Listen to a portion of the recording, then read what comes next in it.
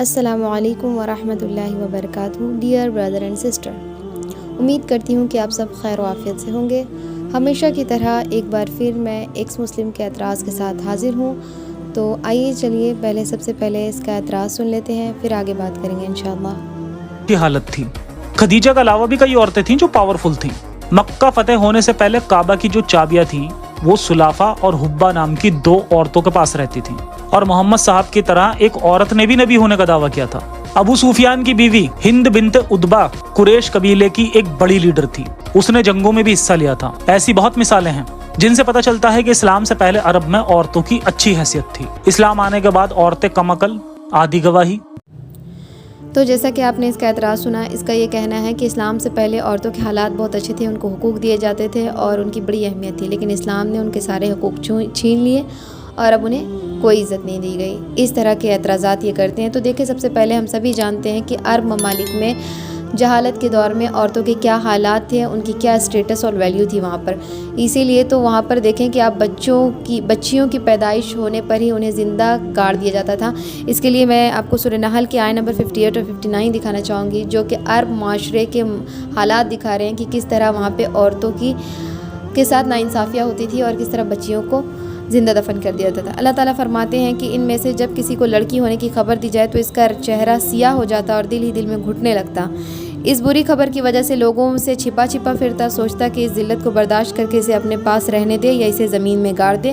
دیکھو انہوں نے کتنی بری باتیں طے کر رکھی ہیں۔ تو دیکھیں، قرآن آپ کو صاف بتا رہا ہے کہ کس طرح عرب والے بیٹیوں کو ذلت کا باعث سمجھتے تھے اور انہیں پیدائش کے فوراً بعد ہی زندہ گاڑ دیا کرتے تھے۔ اکثر یہاں پہ ہوتا تھا کیا کہ یہ لوگ اگر جنہوں نے اس پیدائش کے بعد نہیں گاڑا ہوتا تو وہ بیٹی کو 6 سال تک پرورش کر کے اس کے بعد اسے جنگل میں لے جا کر گاڑ دیا کرتے تھے، زندہ دفن کر دیتے تھے۔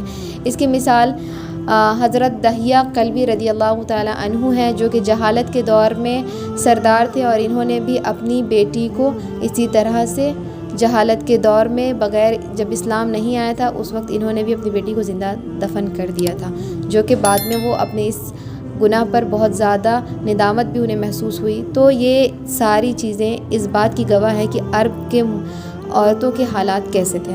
ایک اور چیز دیکھیں کہ جیسے اس نے حضرت خدیجہ ابو سفیان کی بیوی کا نام لے کر یہاں پہ بتانا چاہا ہے کہ عورتوں کے حالات بہت اچھے تھے، تو یہ جان لیں کہ یہ اعلیٰ خاندان کی، اعلیٰ نسب کی، سردار گھرانے کی عورتیں تھیں، اور ہر معاشرے میں آپ دیکھیں گے کہ سرداران یا حکمران کے گھروں میں ذاتیاں نہیں ہوتی ہیں، ان کے ساتھ الگ معاملہ ہوتا ہے۔ تو دیکھیں کہ جس طرح سے شہر کے چند پڑھے لکھے لوگوں سے یہ نہیں کہا جا سکتا کہ پوری عوام یہاں کی پڑھی لکھی ہے، اسی طرح سے وہاں پر چند عورتوں کو ہائی لائٹ کر کے آپ یہ نہیں کہہ سکتے کہ وہاں پہ عورتوں کے حالات اچھے تھے۔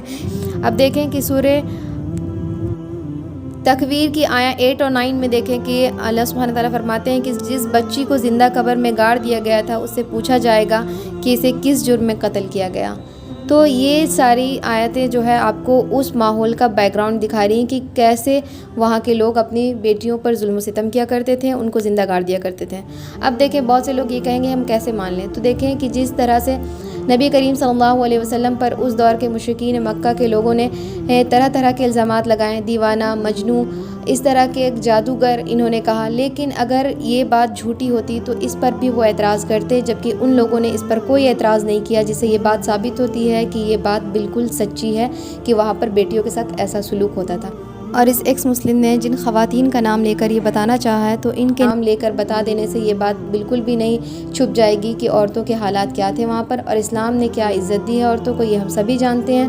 اسی وجہ کر آپ دیکھیں گے کہ آج کل ریورٹڈ مسلم میں زیادہ تعداد عورتوں کی ہیں، کیونکہ عورتیں اپنے حقوق کو، اپنے مقام کو جان گئی ہیں کہ کس طرح اسلام انہیں عزت دیتا ہے اور حقوق دیتا ہے۔